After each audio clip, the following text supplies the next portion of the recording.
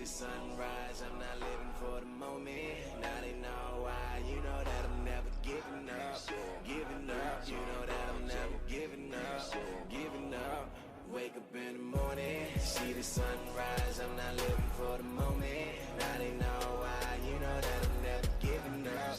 Giving up, you know that I'm never giving up. Why aren't you near me? That's what I was getting. What you just told me. Yeah. Ain't no way. Yeah. I should have to tell you. Yeah. But it was just weird that she, like, I always thought when you give birth, you're always on your back and your feet are up and the baby just comes out. But she was like in different positions and they're trying to get the baby to come out. And I was like, oh, okay. Like the husband and her mom had to like push her feet all the way into her chest for the baby to come out. And I was like, look, I am not about to be here with your mom or your dad trying to push this baby out of your body. Okay. Like we gonna have to figure something out. Did they show you how like the natural birth thing was supposed to be? Yeah. So the first one was a natural birth, like no medicine, no nothing. The girl she just wanted to see what her body could do by itself. And I was like, you are a brave soul. Was she laying down or was she was doing the whole squatting thing? She was laying down. Oh yeah, because the natural way to give birth, the natural position is in the squatting. Oh okay. Yeah, he's supposed to just squat down like taking a deuce. Like that's how people used to take deuces, and some people still do take deuces to this day that way. Like it wasn't natural for us to push stuff out of our body like this, or like that. Yeah, it's supposed to be honking up like. But they're like, yeah. Dad, you can cut the umbilical cord if you want to. And I was like, hey, I'm all for it. I do not mind. You know, I'll catch the baby and everything.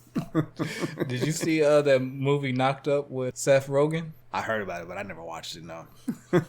There's this part, because the whole premise was him and the other main character, I forgot that blonde girl's name.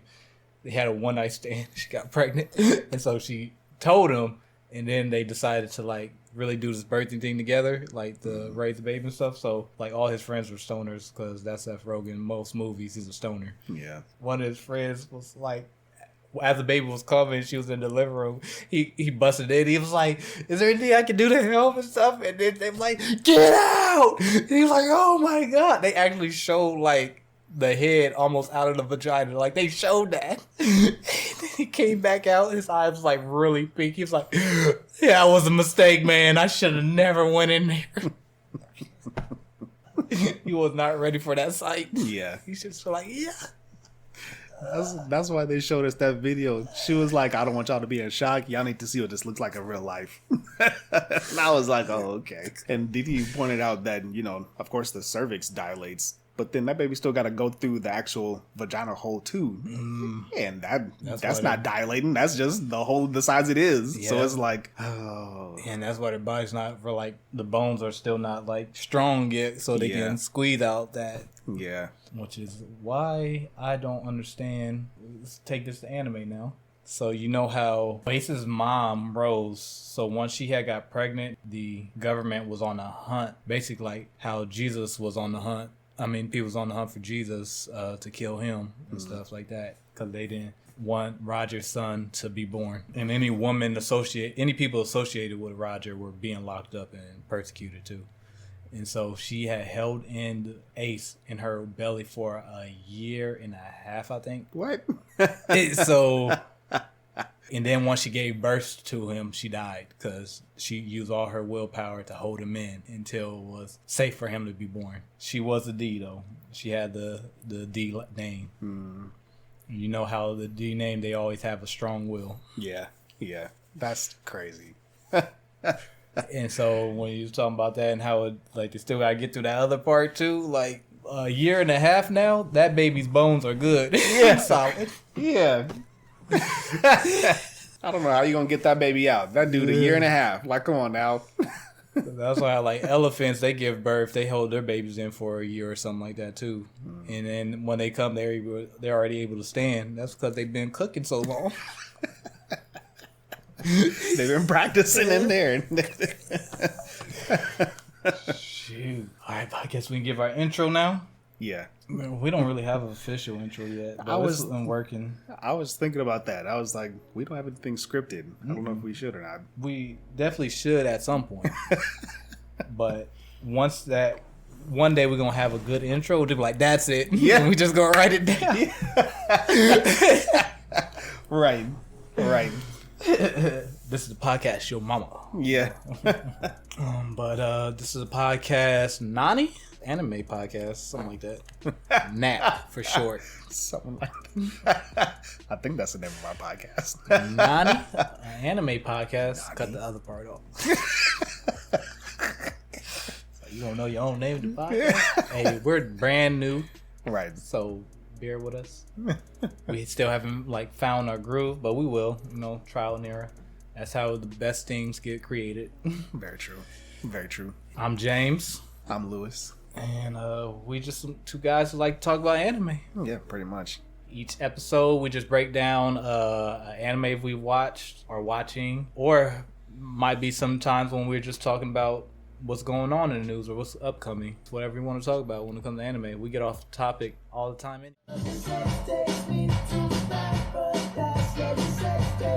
Oh yeah, this has no words. I mean, only words you gotta read. Oh, okay. Naruto should have ended by defeating Madara. Agreed. AOT has the best score. Frieza is the most iconic anime villain. Feathering is the most powerful character in anime. Pain had the best speech. JBA is the weirdest anime. JoJo Bizarre Adventure. Naruto had the saddest deaths. False. Robin is the best female character in anime. Agreed. I'm gonna have to contend that one. Erwin had the best sacrifice. I don't know about that. It's because of how I feel about Erwin. Jiraiya was the best mentor. He was a pervert. He was. Unashamedly. By the way, these aren't facts. There are opinions. Their opinions. It was supposed to be they are opinions. They wrote it wrong. But we won't judge. Right. We all love anime after all, right? So let's love it together. Yep. About Robin being the best female character. Blasphemy! You better not say no slander on Robin. If she ain't number one, I don't know. You might have to leave. I'm gonna throw soccer into it. No, I'm just joking. No. I'm just joking. They be like, no. Right. I would receive death threats. I don't know why y'all hate on soccer so much. There was a girl that I followed. She was trying to really have Sakura's back. But then she just came to the point where it was like, Sakura was a bad written character, but that's not her fault. That's just the writer's fault. Agreed. And if you can, like all the other females, he's just bad at writing female characters. Yeah, agreed. And he was saying like the other female, and then she tried to say Hinata, but then she but Hinata did have some moments though. And she also they showed in the background how she was inspired by Naruto all the way through to keep going for her dream and stuff, and like being more bold, and finally was able to confess at some point. We saw that off screen though. Yeah, right, off screen. But also she did step up and try to save him when he was beaten up by his pain. She did, and she held her own. She held her own. I do just wish there was some of her that didn't pine after Naruto so much. Mm-hmm. It's like the women in the show always are pining after some dude, and I'm like, I don't really like that. Yeah, so who was the greatest in your book? And in my mind, this might be a hot take itself, but I think Bulma. I like Bulma so much. She doesn't have no superpowers, but she carries the team. Mm-hmm. Like, she literally carries the team. Without her, there literally is no Dragon Ball or Dragon Ball Z because of her device that she invented. Yeah. That's kicked off the whole entire show. And then from that point on, she has just been supporting the team. Like, her and her family came up with a ship to send them all to Namek to basically save the galaxy from this universal dictator. That wasn't their goal, but without them it wouldn't have happened. So that's true.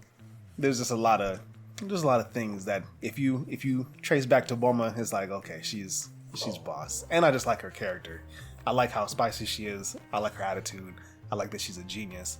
And I like her outfits. Her outfits and her hair is always changing. Like, she's not a static character. But if she's surviving the world government, the entire world's persecution since 8 years old, is she doing that?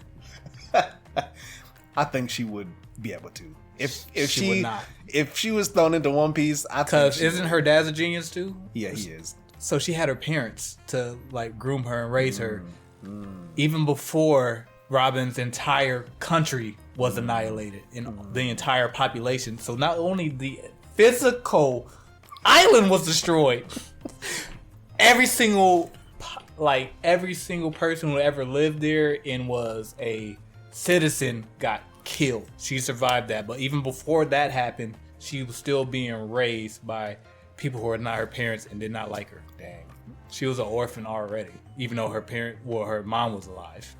Dad was dead. Mom was just gone. Dang. And she still was able to survive and persevere with a bounty of 79 million or something. 79 million. That was when she was 8 years old. 79 million at 8 79 million berries. And she had to go from place to place, island to island, and people keep trying to cash in that bounty on her. Survived all the way until this day. Did she have her devil fruit powers then too? She did. Okay. She had her devil fruit powers, yep. And I do like her devil fruit powers. To be honest, out of everybody's devil fruit powers, I think I like hers the most. You didn't even get to see that she can duplicate herself. No, but I believe it because she can make stuff out of her hands. That's weird. Yeah, it's the Hana fruit, so the flower fruit, but she sprouts up instead of actual plants. It's just her body parts. Like her greatest feat so far was beating one of the top members of the Beast Pirates. That's one of the 4 Emperors crew. Oh, okay. I wouldn't really say she's the best female though. I was just agreeing because that's one of my favorite animes, One Piece. But she's definitely well written, and like she, even though she had got like a back seat after the 2-year time skip, like after she had her whole moment in arc, and then the 2-year time and stuff, like she took a back seat all the way until Wano. Still one of the most popular anime characters. So Robin or Wano? Robin. Robin was still one of the most popular anime characters, even in the One Piece contained thing. Like she was always in the top as most popular. I believe it, especially with her just deadpan. They're saying the ship is falling off of a cliff. It's like, yeah, those rocks below will surely destroy us. Something's like, don't say it so casually. Do something. Right. But I do like Robin. Dude, but I will say the best female character. I'm a little biased right now because I just have 2 people in my head right now. Akami from Akami Got Killed, and Yona from Yona of the Dawn. You know, I think I vaguely remember Yona of the Dawn. I don't think I watched all of it. Yeah, so I watched the entire anime twice because I watched it a long time ago, and I just recently watched it like 5 months ago or something. And I was like, I forgot how good this was. And then I was like, I know like most of what's happening, but I still don't remember. And then when it ends off, I'm just like, I feel like there's more to the story. And then just recently during my consecration, I had read the manga and there was more. So I just started where the anime left off at. And I'm further along, I'm just like, yes. So good. So good. And I'm just like, Yona is so like, cause she has this whole thing about how she grew up in the palace, pampered, didn't really care much about anything except how unruly her hair was. And then to seeing her love of her life, her cousin, becoming a murderer, and not only that, but she sees him murdering her dad. The blade turns to her, and she got to run. And then her loyal guard, who also grew up with her and the cousin, he's a strong general of the Wind tribe, and he is protecting her and stuff. And like that whole development of I'm about to protect you, and she's like, I want to be able to protect myself. Like, but your dad never wanted you to have a weapon. And so she went from just being really depressed and also grieving like not only the death of her father, but the relationship with her cousin that she had. Yeah. And then going fighting for her life. So she discovers that she can get help from the 4 dragon warriors because she might be the reincarnation of the Crimson King, or the Crimson King, the Red Dragon, Crimson Dragon King. That's what it is. And so like her development from there to there to there to like, I'm fighting for this country now. Yeah. Like forget getting back to the palace. Yeah. Even though her body is so weak. So weak. But she's not like a Moomin Rider character, is she? Who just be trying to go up against like level S monsters and he only got a bike. Yeah. But she got the skills. She got skill. It's great. She's a great character. And then Akame Kill, I'll say that because I just read the manga where it showed before she joined Night Raid. It was like leading up to her joining Night Raid. So it goes back from when she was basically being tested to become an assassin for the capital. Mm-hmm. And so she was trained and then brainwashed to believe that all her assassinations is to prevent war from happening so that the citizens can be safe, basically. And it shows that whole journey, though, and how she's coming to grips with capital's evil. I'm on the wrong side. Yeah. And having to face all her like her companions and Nakama and all that, because her other assassins are all kids as well. They was raised since they was like 8, 9 or something like that to become, they're teenagers now and assassins, and they're really skilled and really strong. And watching them die and just seeing how she was toiling with her heart but her head, just like, my heart is saying this is wrong, but my head is like, I can't accept that it's wrong because I have to accept that we're doing good. Yeah. She's the boss, and that character developed because I didn't really see all that, pay attention to her because I was too busy on the main character. Yeah, or the boy, whatever his name was, his character development. Yeah, but at some point I do remember it did kind of transition though to a comedy, because she even is the name of it. Yeah, and it always feels like she's the main character. I don't remember exactly when it was that it really because she was just like one-liners all the time. Oh yeah, and funny. That's why it wasn't. I wasn't that focused on her until like I think it was probably like halfway through it kind of shifted. Yeah, kind of like how to be doing some of the other animes like we talked about last time, Gurren Lagann. Yeah, which is cool to me. It's like it keeps it a little fresh. It's like, oh, okay, it challenges my expectations of the show. Yep. So that's the greatest. The other hot takes I didn't pay much attention to because they mentioned Naruto too many times. They did. I think Naruto might have been their favorite. Yeah. Talking about had the saddest deaths. I was like, yeah, now come on. What? I only cried when Jiraiya died. Yeah. Anybody else was just infuriating or it didn't matter. Hey, I'm trying to think of anybody else that even... Like, I was utterly shocked that Neji died because I was like, I don't see any purpose of that. There wasn't. I was like, why did they just kill him off before the main war? I'm just like... Yeah, and in a very dumb way. It just was not... It was anticlimactic to me. He didn't have, like... No, I don't know. It was too close to real life deaths because that's how real life deaths be. It's just like it just happens, and it's just like, wait, what? I don't know how to feel. I'm like, for Neji and his skill set, nah, come on. And those were some good, like those prompts were good because I'm like the iconic villain one, the speech one. I'm like, I don't know if Pain had the best speech. Right.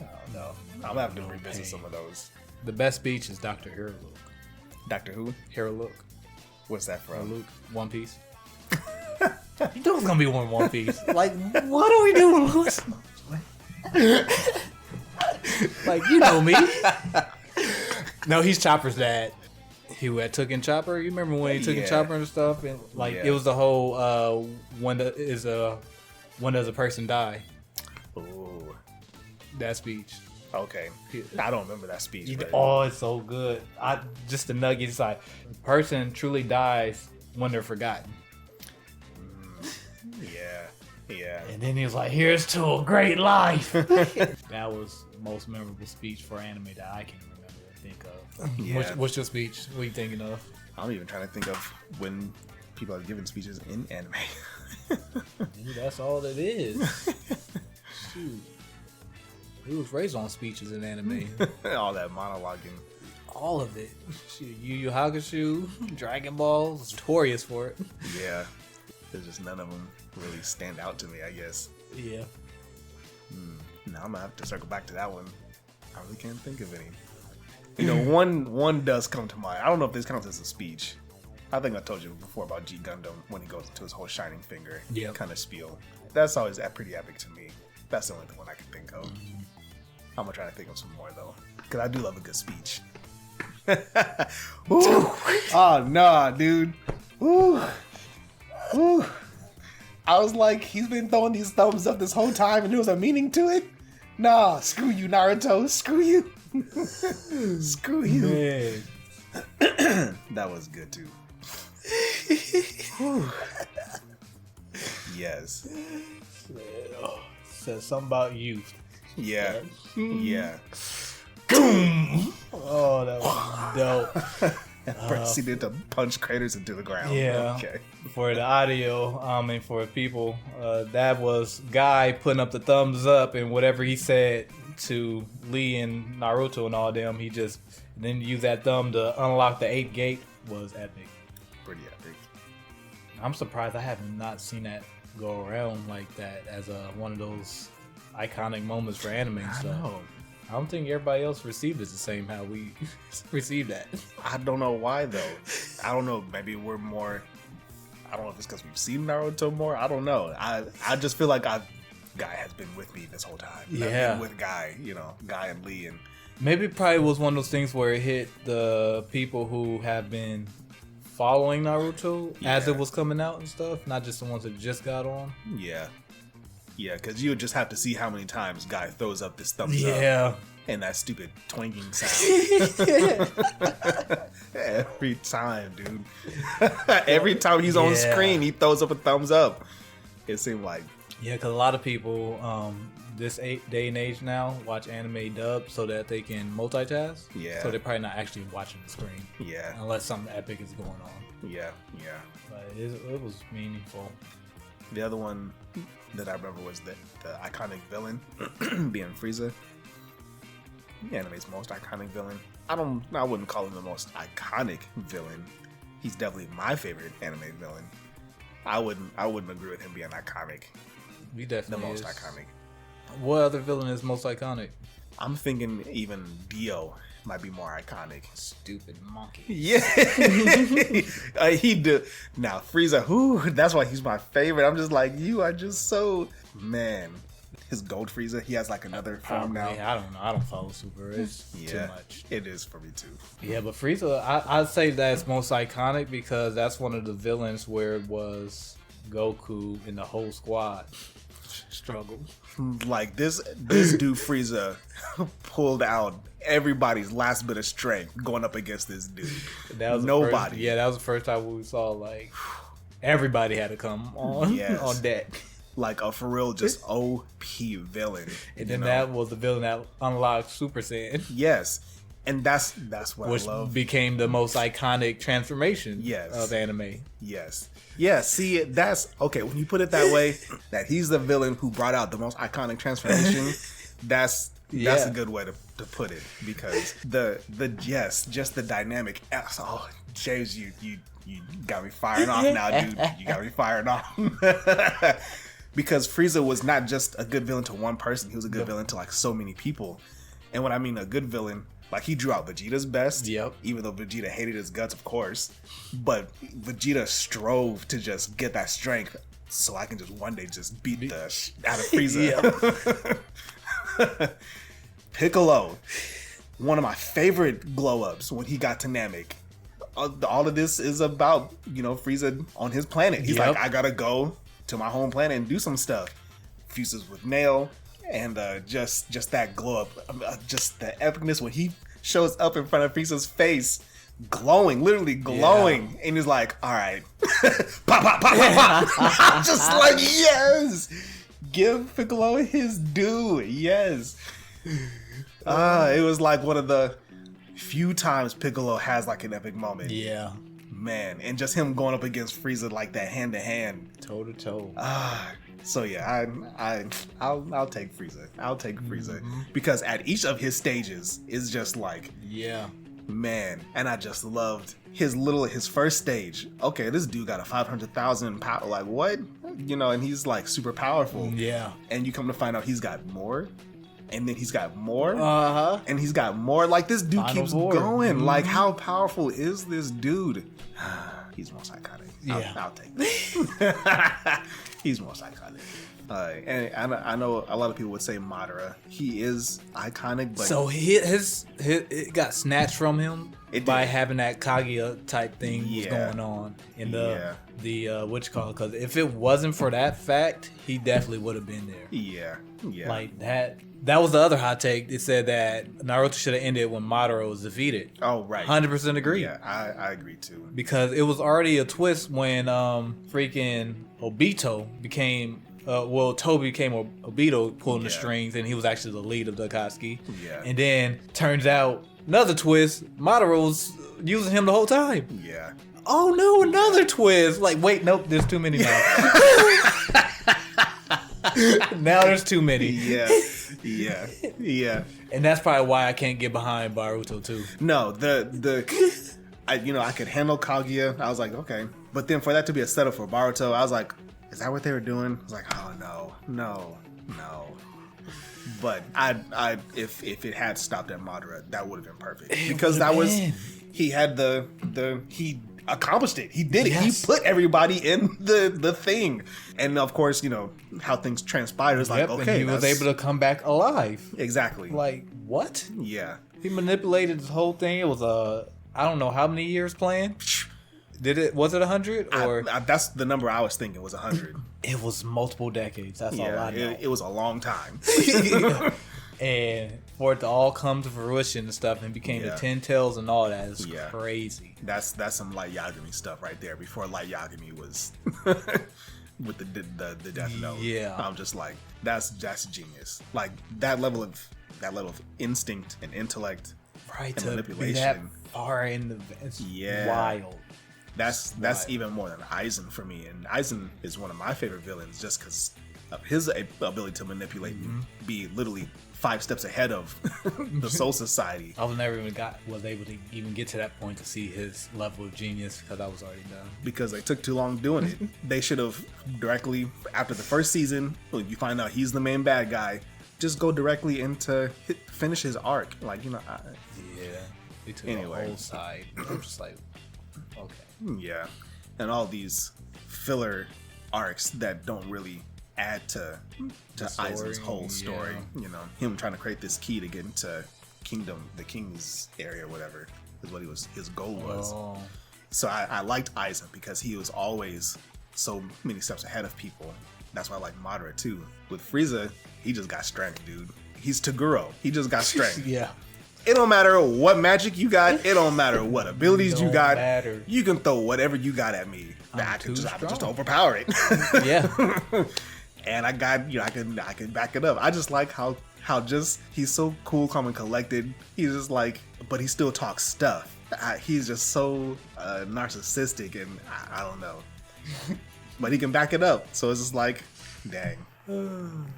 That freaking Dragon Ball Z abridged got me messed up in the head though. Dude, for the dub to be better than the show itself just brings me so much joy. So much joy. Like Lord Frieza. But you've given us a real beating. Oh my. Quick, Zarbon, grab my balls, I'm coming.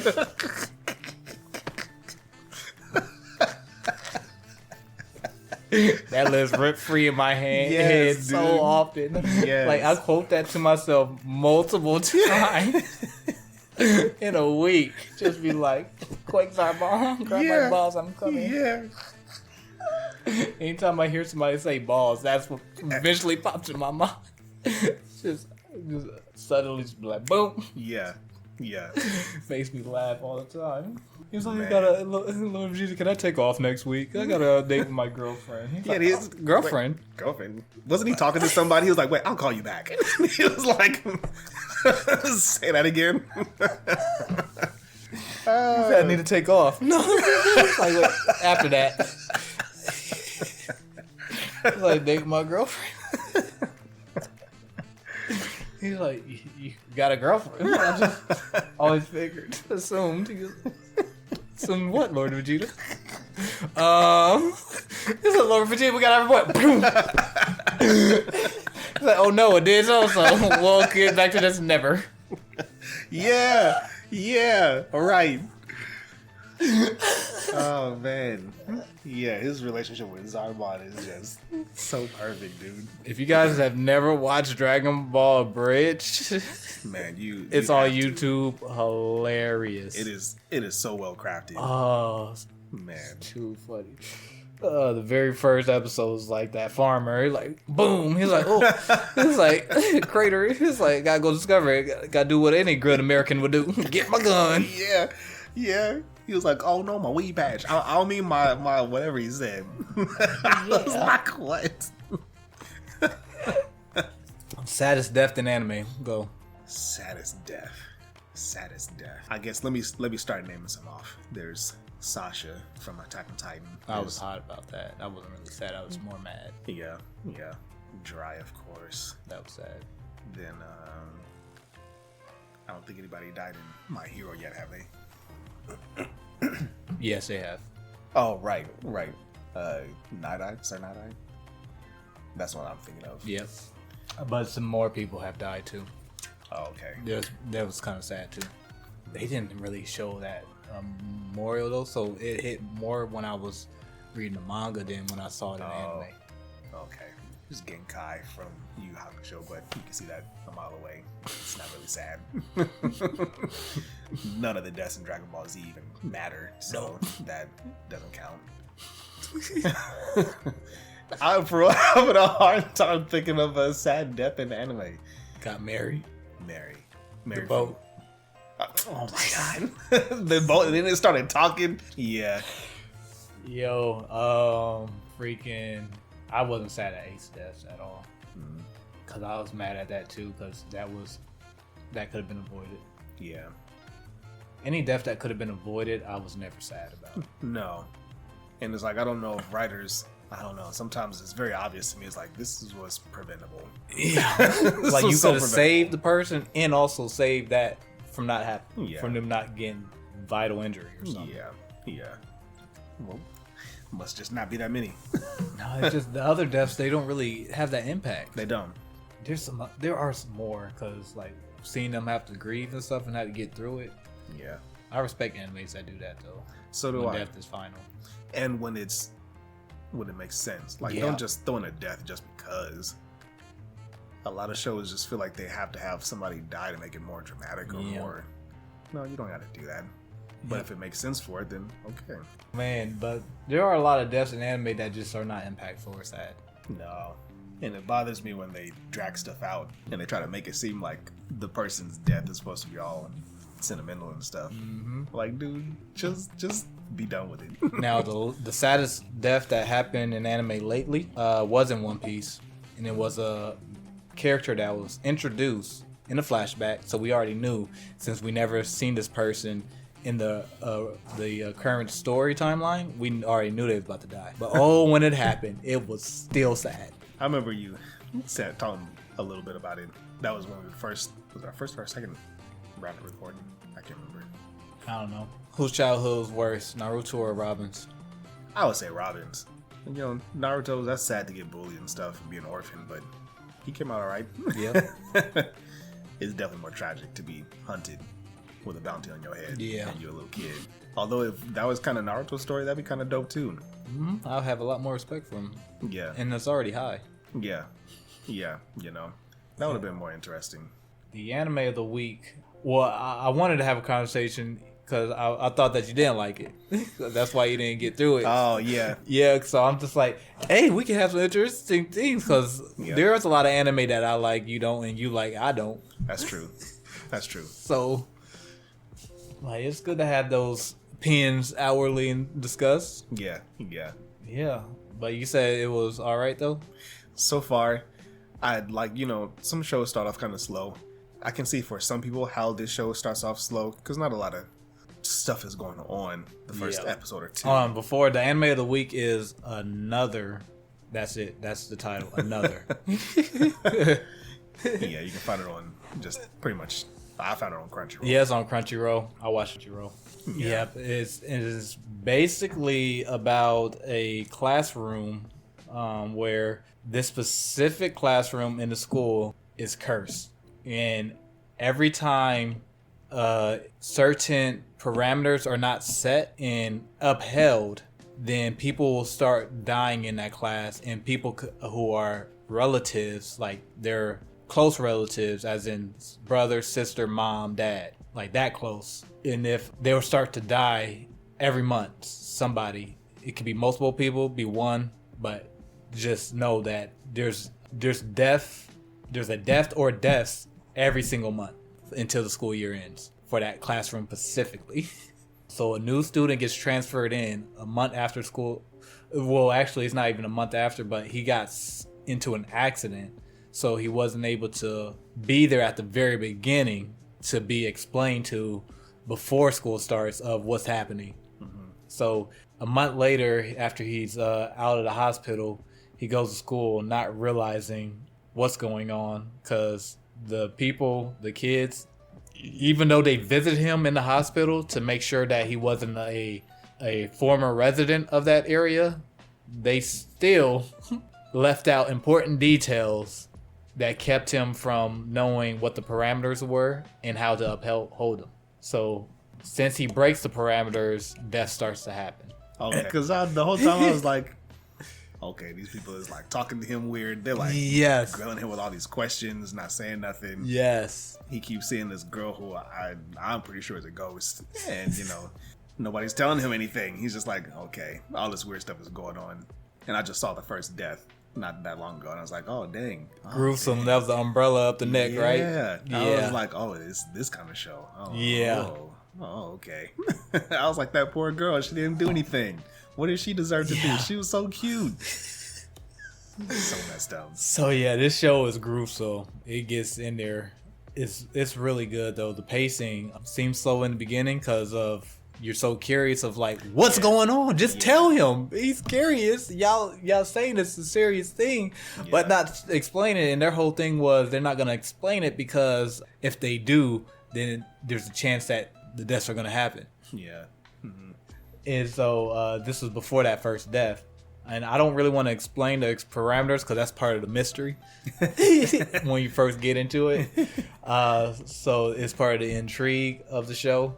But another though is just one of those suspenseful thrillers that's in the Sign-In, I believe it's called. Yeah. Kind of like, I think Attack on Titan is technically a Sign-In. I think maybe Steins Gate might be. I know like the Death Note is. Yeah. Yeah. Yeah. I think Promised Neverland might fit in that category as well. Yeah. Oh, that's from this TikToker. That dude's hilarious.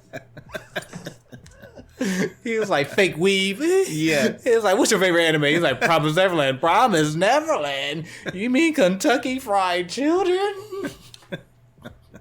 He's like, he's like, then what's yours? And they will say something. And they will pronounce it all English like. English American like, I should say. Yeah. Funny. But another though is one of those shows where like it gets you hooked on that mystery and try to figure out like, and also a little frustrating too because there's no clues to try to figure this out. Like, like is this girl alive? Is she a ghost? Like, what's going on here? Is he the only one seeing this? Like, there's no way they're seeing her. There's no way that they don't see her. Yeah. But is it only this class that can see the ghosts? Because did you listen to the explanation in the very beginning, in the first episode? Mm-hmm. What was the explanation? So the explanation is basically 26 years ago, there was a accident that happened at a class trip in that class, and a person died. Mm-hmm. And then weeks after the funeral or something, as a joke, one of the kids was like, so-and-so's not dead. They're right there. They're still here. And they point to the empty desk. And then the whole class started. And then the whole class and the teacher joined in and stuff and saying, so the entire year they treated like that person never died. Mm-hmm. And so since they once they did that, even at the graduation ceremony, they had their place, her desk or something. Yeah, they had their place there, and the sign on the chair and diploma and all that for them. And so when they took the picture, the graduation picture, when it was developed, they saw the person that died. She was standing there smiling. Yep, there was in the picture. And so that freaked out a lot of people. And so the following year, after that happened, they had that's when that phenomenon started, where a death from that class, people in the class or somebody connected to them was dying. Because the girl who first you saw that died, her mom died too. That's why she was running out. Oh, okay. She just got the phone call that her mom had died. I was like, how do your mom and daughter die on the same day? I could not be the father. No. Or the brother. No. Or cousin or anybody. I could not. And I think about that stuff because it happens in real life. People have lost their entire family members. Yeah. Either in one swoop, in one accident, or literally just within days or weeks. Yeah. And it's just like, how does that happen? I'd be in a hospital somewhere. I'll be in a hospital, a therapy room somewhere or something, dude. I will be ghost for a good 6 months maybe. Yeah. Unless God really keeps me and shows the love. Like the people won't allow me to do that. Yeah. They gotta be some really strong spirit filled people though. Yeah. Cause I'll be ready to I won't be able to ready to give up. I just need a very long time to get back to where I was. Yeah. And that's why I'm thanking God for protecting us now, because those moments all could have happened last year. Yeah. Yeah, that was literally. It was me. Yeah, I would have been a family member dead with a bunch of other family members. That was so terrifying. Yeah, I couldn't even imagine being your dad, your mom. It's just like all my boys. Like that was wild. It was 4 of us, just all gone. That's crazy. Yeah, dude. Yeah, my mom was like, that's why she advises people families not to travel all in one vehicle when you can help it, because it's like if an accident happened and that's the whole family, it's like and it's scary. It's weird to think that way, but it's like stuff happens. Mm-hmm. But I knew we were covered though. Like I already got a word from my expiration date, so I'm all good. As long as I don't do nothing to go out my way, and other people are not being crazy too. Like I'm good. Even if other people are crazy anyways, like God has so much grace that somehow it will be avoided if I'm there. Or I'm just removed from it altogether. Mm-hmm. But I know I'm covered though. And there's a grace that as long as I'm moving in his will and stuff, I'm covered. Yeah. So I might be doing that.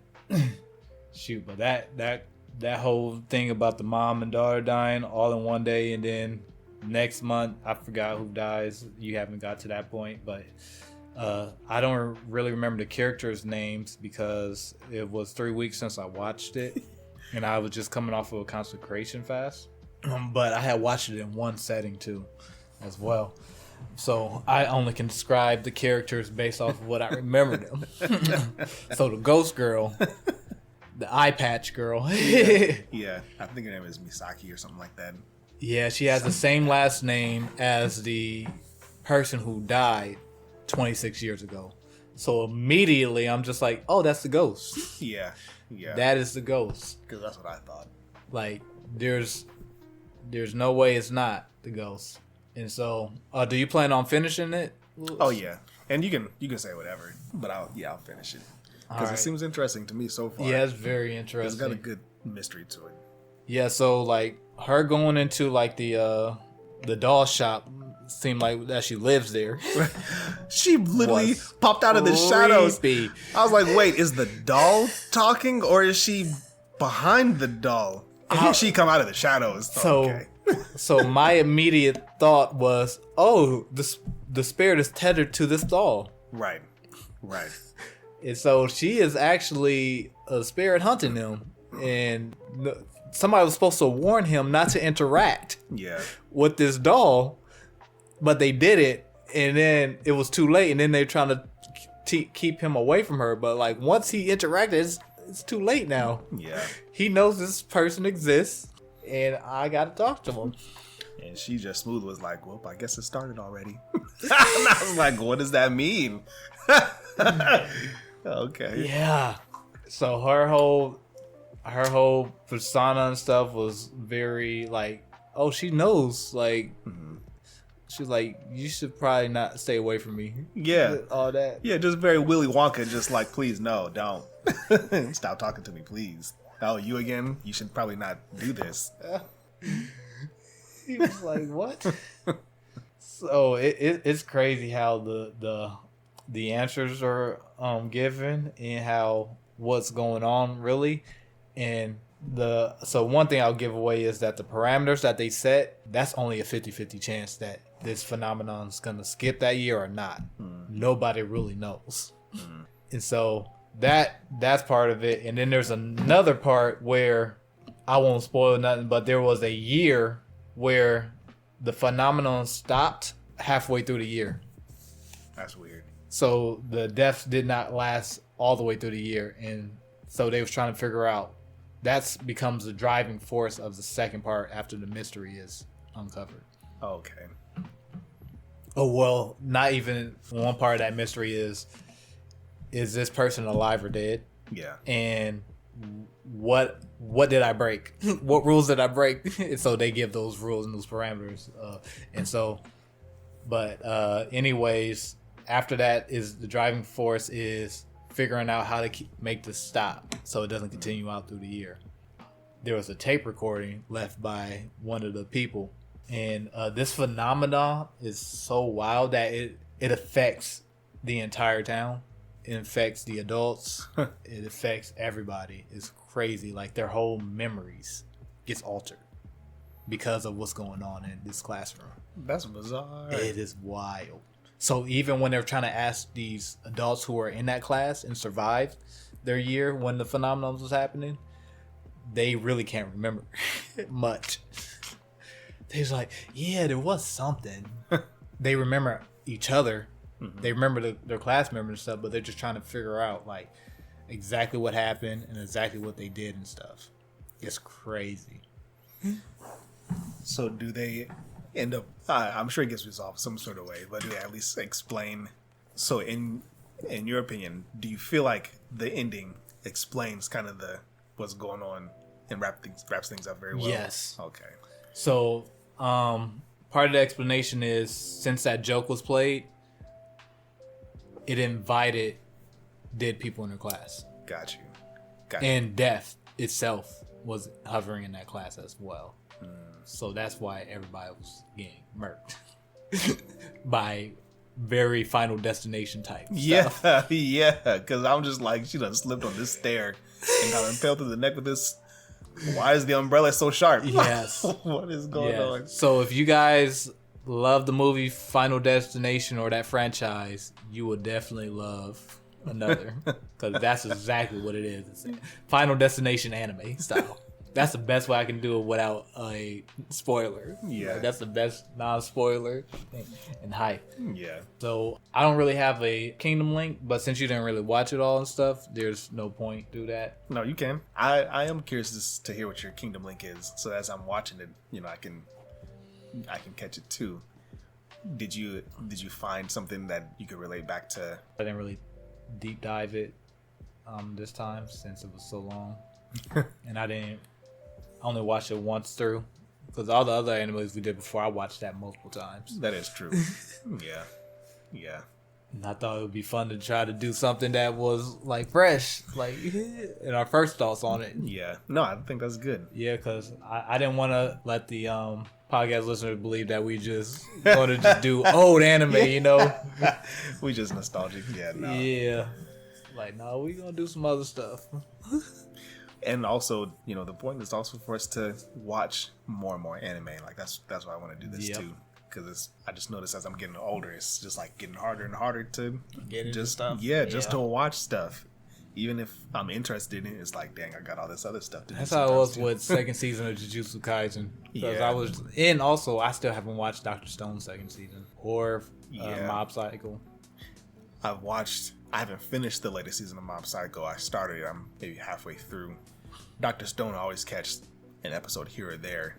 So it's just like I don't even know what's going on in this show. But yeah, there's I feel like there's another one. Rising of a Shield Hero. That one I just have on hiatus. I don't know. I have some free time. I'll go watch an episode, and then it's like a month later before I watch another one. It's like so slow going. There's some other ones I've been watching, keeping track of, but once it's like those one seasoners, yeah, and then they take a while for the second season to come out. So at this point, that's why I was very happy when Eminence Shadow second season came out fairly quickly. Pretty quick, yeah. The manga is not that far ahead. So good. I was expecting for at least 2 years for the anime to release their second season. And nope, it was within months after it was like 6 months, maybe less than 6 months when the second season came out after the first season went off. And I was just like, oh snap. Yeah. But the second season was only 12 episodes compared to 20-something episodes of the first season. And I was like, that makes sense though, because if they would have continued, they were catching up to the manga. Yeah.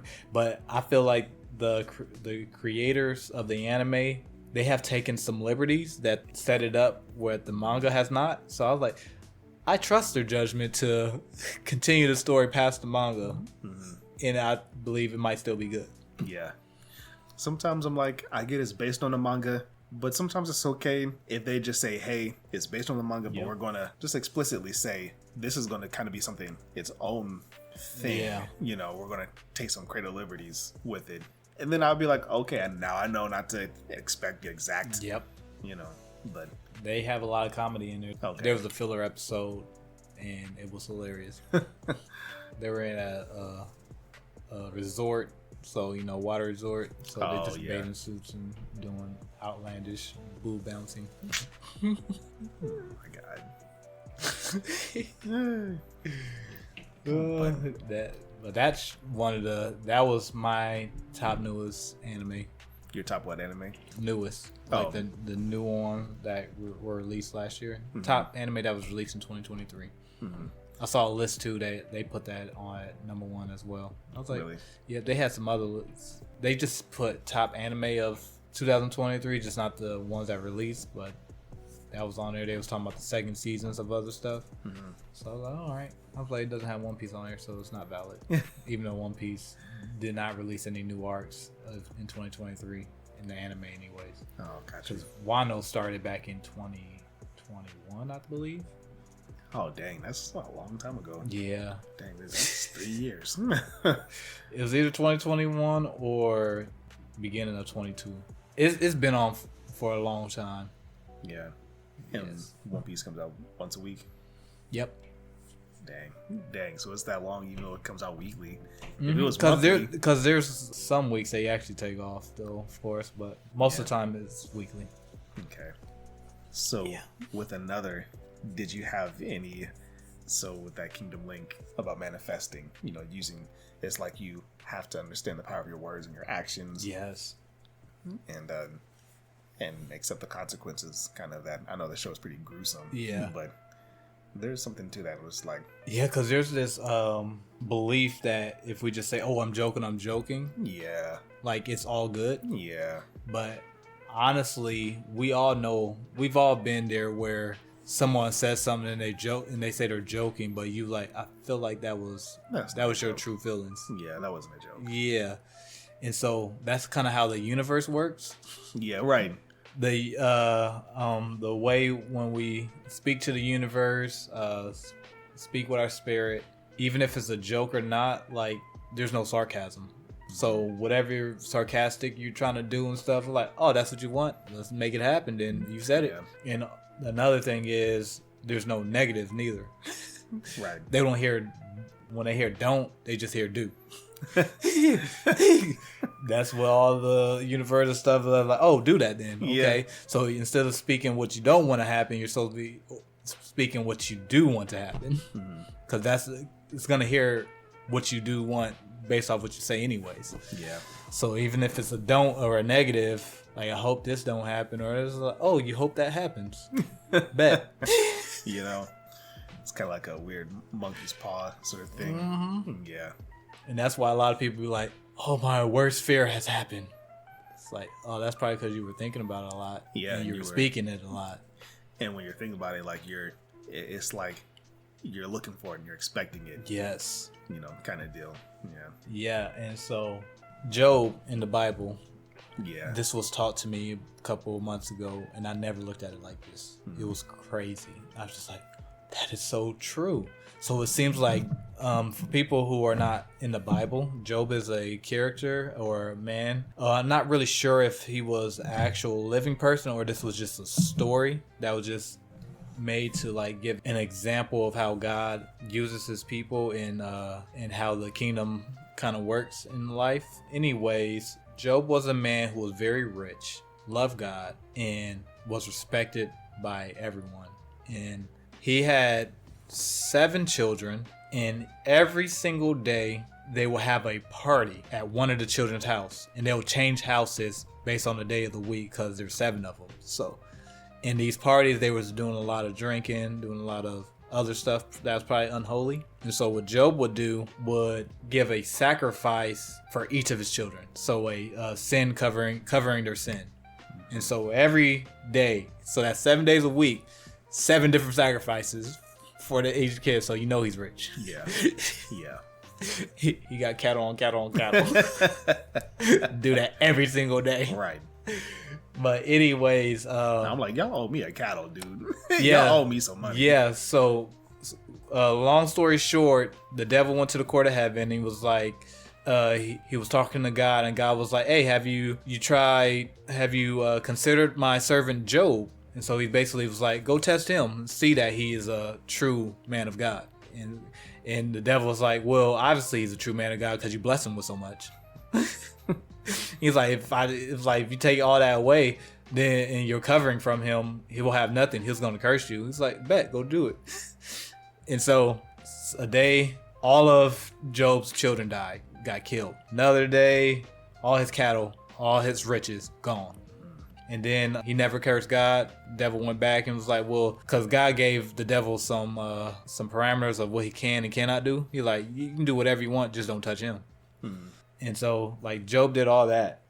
He went through all that. He lost everything except his wife, and even was being accused to his friends that he was sinful. And so, Job was this character in the Bible, basically seamlessly looking like nothing he did on the outside was wrong or sinful for him to deserve losing his entire family and his riches and all that.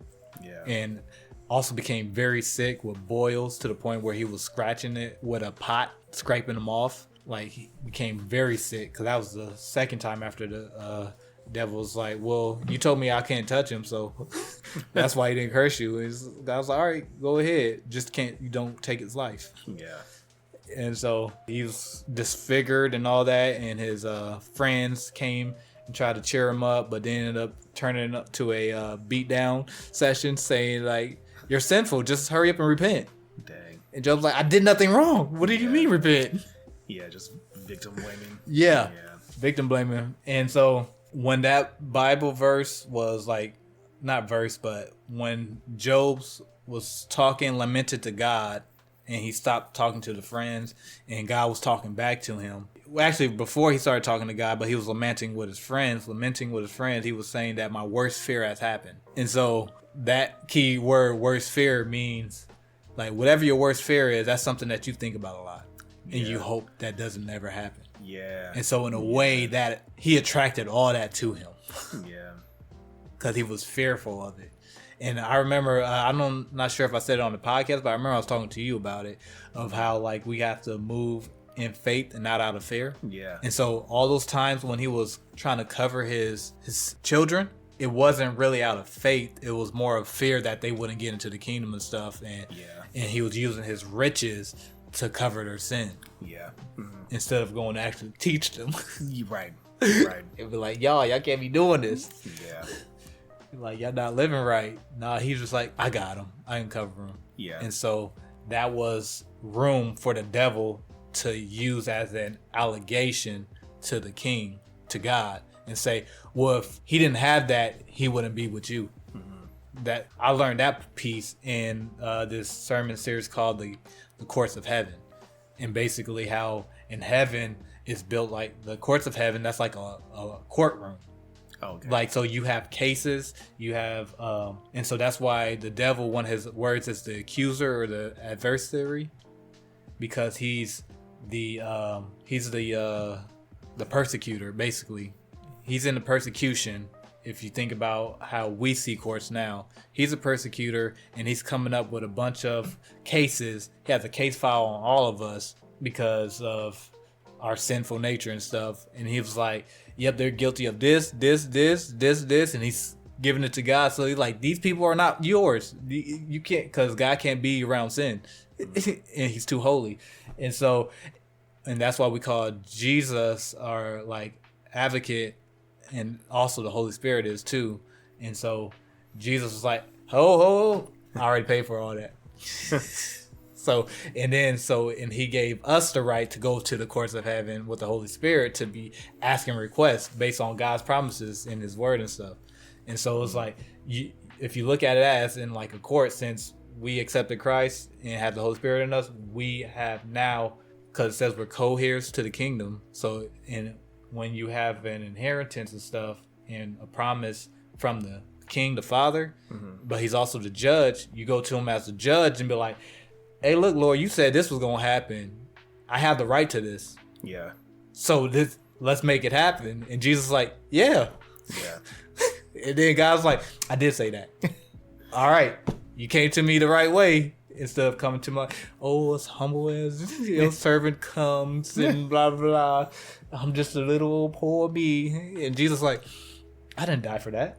I didn't die for you to be poor. I didn't die for you to be that humble like that. You're supposed to be humble before the Lord, but also you're supposed to come to the Father like humbly, but also with clear, specific, and like, what's your request? What's your entreaty?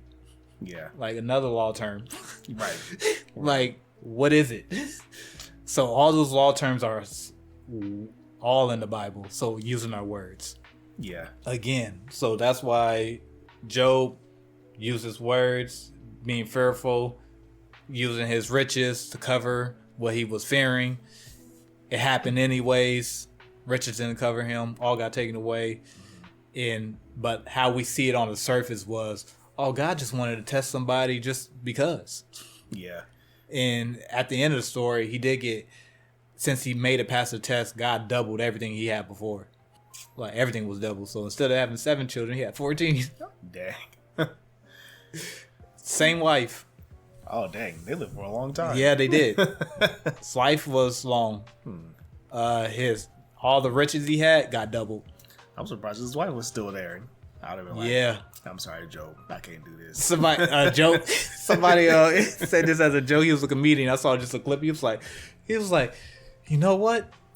Job lost everything, but his wife. He was like, that was some woman, huh? Yeah.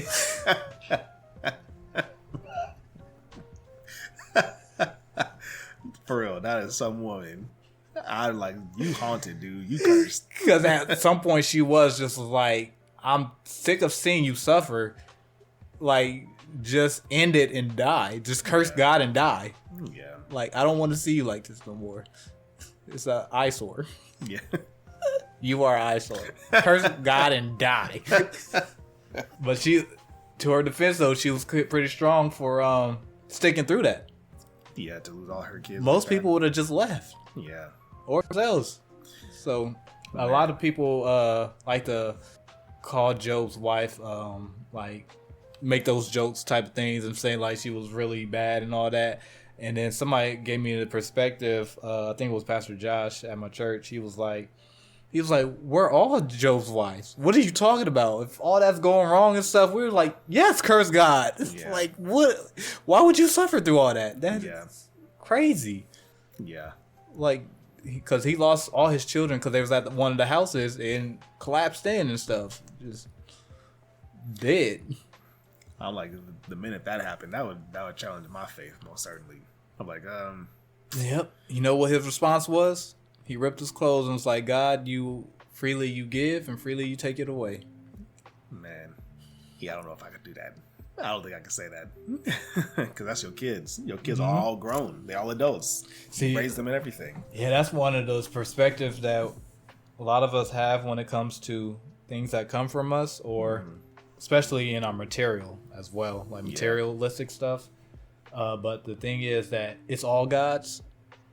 It's all for him, and everything that he created is to give glory back to him, and it was already his before we all came from heaven. So the children we get blessed with, it's already his anyways. That's his child. We're his children. And so do we really believe that we'll be able to love what comes from us more than God does when we all came from him? And a lot of times we do believe that. Like, yeah, I love my children more than God does. Yeah. Without a doubt. I was like, oh, I bet. Choose, if you have multiple kids, choose one of them to die for everybody else. Yeah, I don't think that would happen for anybody. I don't think anybody would be able to, unless they just don't like their kid. But even then, they still wouldn't want to see them die. Yeah. That's how deep God's love is for us. He was like, I don't want to be apart from them forever. So I have to give them a way back. What else did you like about Another? Did anything else character-wise? The main character handled himself pretty well, actually. I don't remember him doing anything that really pissed me off, because he was just... I thought he was going to be one of those kids that's super shy when they come to a new place, but he wasn't. He was very friendly and talkative. And even when, like, the people try to shut him, not respond to his answers, he was like, he just didn't stand there. He's like, you're going to talk to me. Tell me what's going on.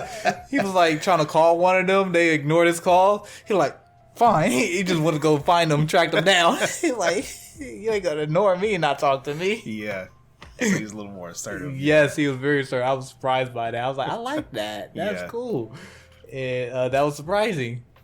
Yeah. He doesn't seem like an annoying. No, he was not. One of the things that intrigued me, though, was just how deep that 26-year thing was going, because there was multiple people that he would run into and was like, wait, you were part of this class? Yeah. And they was like, yeah. Yeah. Like, did I not tell you? I don't know if this much of a spoiler, but his auntie was part of it. Yeah. Yeah. She was part of the class. And the same year that she was a part of the class, his mom died giving birth to him. Yes. Yes. And I was like, I know this is significant. Yep. And I know, that part of it. Yeah. So one of the things is, anybody who was in the town that lives there and stuff, if like your family members are in town, they're definitely dying. Dang. Or not definitely, but they're at risk of being killed or getting killed. Does the aunt know this too? Somewhere. Yes, she knows about it too. Yep. Because she just going along. She ain't saying nothing to this kid either. She's just going along as if life is all hung, all fine and rainbows and stuff. Right. At least that's where I'm at. So, dude, something really intriguing though was, I was trying to figure it out, but I really couldn't to the very end. So I want you to try to figure it out, Lewis. Easter egg here. Figure out what that bird is saying. Okay, because they've had the bird in too many scenes for me to be like, okay, the bird has some significance to something, because he keeps saying Daisuke or whatever he's saying. Not Daisuke. It's he just keeps repeating the same thing over and over again. Like, yeah. Okay. So another, it didn't make it into like the top 10 list, but it was one of those where I just had to finish it because curiosity was too much for me to handle. Mystery level rise is definitely on that level of Erased. Yeah. Yeah. And I think that's what's keeping me like, there's something to this. Yeah. It's not boring to me. It's not, the pacing so far is still pretty good to me. Mm-hmm. I'm not like, okay, looking at my watch. No, it's just that first episode was. And then after that, it's just like so much stuff is happening. You're just like, wait, what? Yeah. Like, hold on, huh? Like, somebody explain to this man what is going on. Yes. Like, why is this boy out the loop? Because it's gotten to the point where he's... Because I'm out the loop. Right. Like, he'll be around a group of his friends, and one of them will be like, oh, nobody told you yet? And the other was like, hey, hold up. Yep. And they'll take him to the side and they'll have a little powwow. The dude is right there. Like, what are you doing? What? And they're like, oh. so funny. Oh, okay, never mind. It's like, He was like, what? What is it? And they was like, it's best that we should say, Yeah. you're new, so it shouldn't matter. it's like, oh, okay. He's like, okay. And then one day he mentioned the name. They're like, Yeah. like, don't mention that name. Yeah. Like, what? Yeah. And Crazy. I like his hospital friend. Is that Oh, yeah. the one who was The finding- nurse. Yeah. Yeah, she was a nurse that was helping him and stuff. Yeah. So yeah, she was finding out information for him. So far, it's just like I like the way the characters are being used. I don't feel like I'm impressed so far. And the art is pretty good. The animation is pretty well done. Yeah, it's excellent. And that small town feel is real, since every time he thinks he's just randomly meeting somebody, and then he's like, oh, you have so-and-so? You know this person? Or like, oh, you were a part of that class? You went to that school? Yeah. Like, you didn't go to the other school? It really adds to crazy. the conspiracy. It just adds to, man, how far does this go? And I also, that school you're going to over there and looking out the window, and you can like see more of like their city and town and stuff. Mm-hmm. It's a nerdy thing for me, but I appreciate just seeing like just the environment. Like, you know, it's something that just doesn't look typical to me, at least. It's like, oh, okay. It gives me a better sense of where they're at, even though it doesn't pertain to the story that much. But I guess the world building is what I'm trying to get at. I appreciate the world building that they've done so far. There's an episode when they actually go out of the town Okay. to talk to one of the old class members, like their senpai, Yeah. that was in the same class as the aunt, See? actually. And so when I told you that their memories are altered, part of it is just during the school year. Oh, Like for those however many months the school year lasts. And then once that school year over, everybody's memories are back to normal. Even the records get What? switches up and it's not accurate. That's nuts. It is, yeah. And the records are recorrected later. Okay. So it's after it's over. Like, it's crazy. I'm just like, that is wild. And you would think like, how has there not been a shutdown of this classroom? Yeah, exactly. And then they explain that too, and just like, got it. So that helps, because I'm like, just don't put people in this classroom anymore. Exactly. And they explained that. It's like, okay, that makes sense. And it's just one of those things. Is like, you damned if you do, you damned if you don't. Yikes. Yeah, but another, give it probably a solid 4.4 out of 5. What I think could have been better, it's just me being frustrated that they took so long to explain it to the guy. Just made me frustrated, so that's why it's not as good as 5 out of 5. Yeah. I was frustrated for a good 4 or 5 episodes, maybe 6. I don't know. Yeah. All I know is I don't like being confused for that long. Because for me, I'm like, I think it doesn't need to take that long. You could hold my suspense for a little bit. Mm-hmm. But then after a while, I just get mad. Just tell me. Yeah. Like, I already tried guessing. There's not enough clues. Yeah. If there was, I just didn't know. I didn't see them. Mm-hmm. I could be slow. That's possible. That is possible. No. But I don't believe it.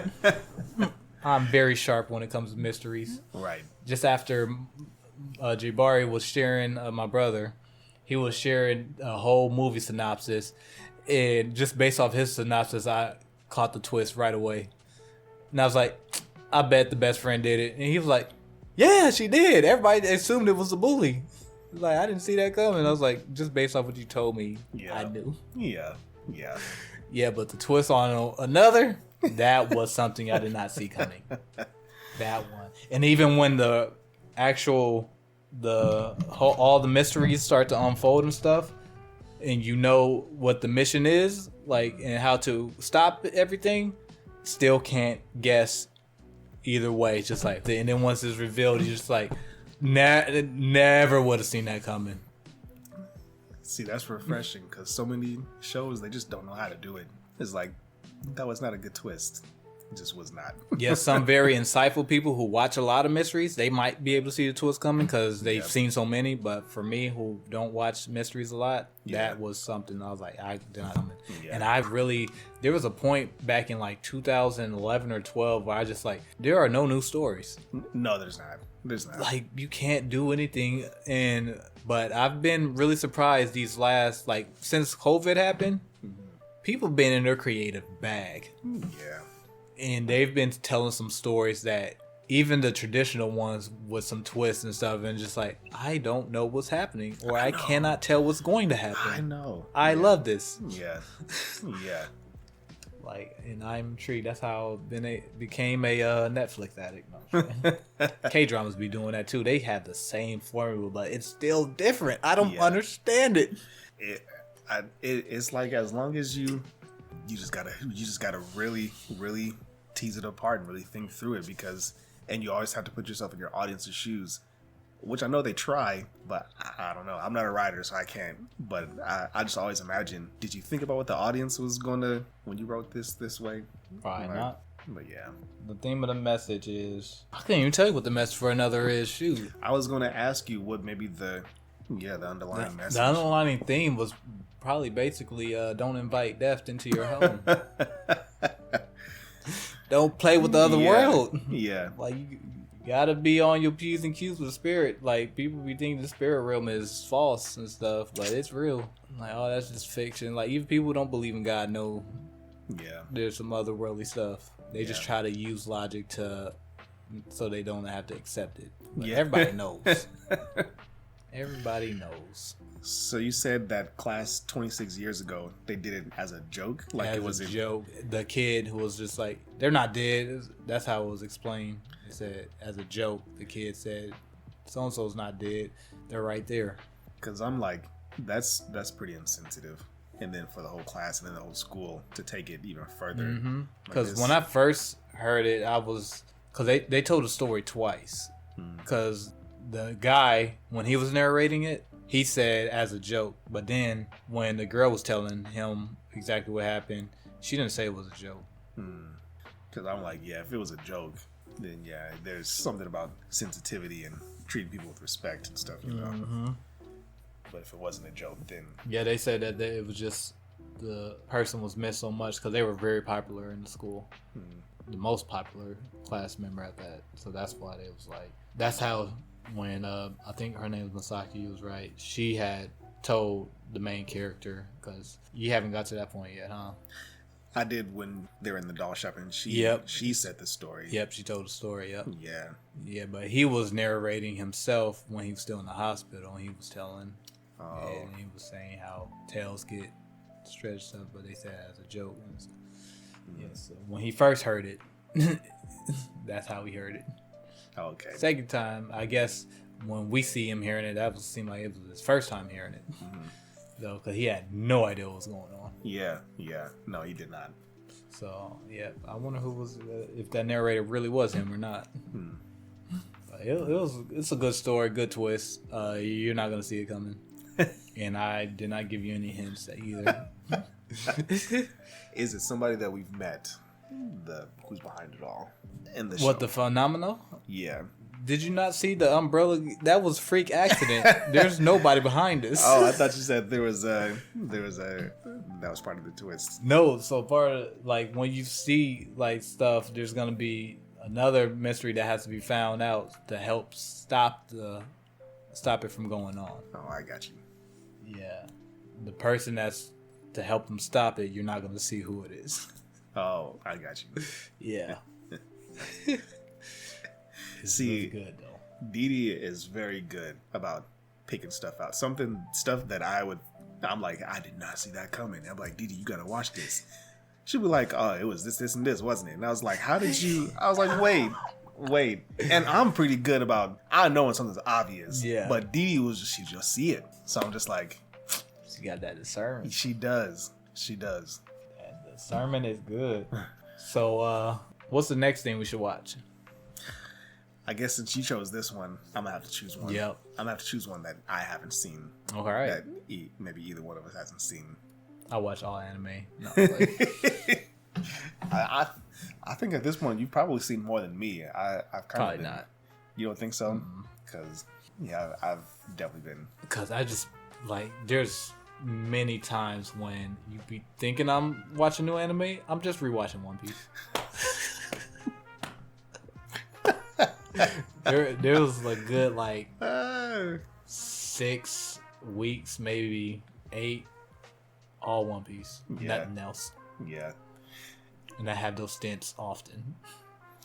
Like for you, like I know they come out with new anime every fall and winter and summer or spring or whatever the seasons are. I don't know. I just don't ever look them up. I don't know why. I just don't have that drive to do that. But yeah, I'll find this a good one. I'll try to stick around 12 episodes. I don't have any closing remarks. We can just end it there. I was about to say that's another thing. We need a closing. Intro and a closing. Yeah, I don't know how to. We'll figure that part out. Yeah. For now, goodbye. Goodbye. For now. To you, my friend. Yeah, there it is. Until we meet again. Farewell, so long, till we meet again. I said so long, goodbye to you, my